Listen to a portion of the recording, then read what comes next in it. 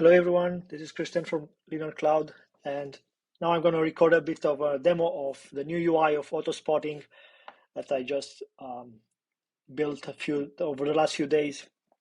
So we have here AutoSpotting installed in the account. You can install it from the AWS Marketplace, but here it's already set up with a default configuration. So it filters by tag, by the default spot enable tag. And in the account, I have a couple of groups with an empty group and one with a few instances. And I'm going to show you a bit how to make AutoSpotting work with the new UI against these existing groups. So as you can see, these groups have no tags, and the AutoSpotting configuration relies on the tags to be created. And you can always go and create the tags, and you have to add these tags, and then you can set it on the group. But this has been a manual process for the last few years, and then you have even more complicated tags that you have to have. So there are not. It wasn't so convenient. So I wrote this UI that helps people get started with AutoSpotting and configures those tags in a more convenient way. So this is how it looks like. You have a desktop application, pretty much able to connect to the account with my credentials. So I have a profile configured here. It can check any of my profile from the account, but I already have this one. And my user is connecting now to this region, and as you can see, the region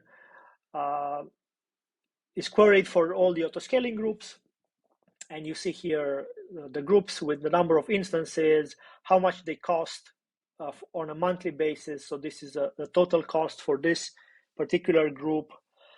How much would it save, and how much is the savings percentage. You can then go ahead and say whether you want to keep some instance on demand. Out of those 5, let's say 20%, we can keep it as on demand, and you see that the percentage has changed of the savings. It was 66%. Now it with 20%. So one of the instances will be converted out of 5, will be kept on demand, and the rest will be converted to spot. And you can also define a number. So if the percentage is not good, you can also use a number. The biggest value for that particular group will be applied, and it will be kept as on demand. And you can go and configure the group to be enabled.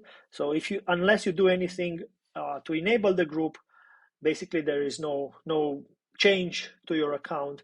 But as soon as you enable the group, I do the estimation on a total level of the enabled groups. So you can see that this group will be considered for the savings, and you will have $8 of savings for this group.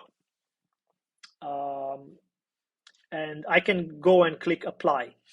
So when I click apply,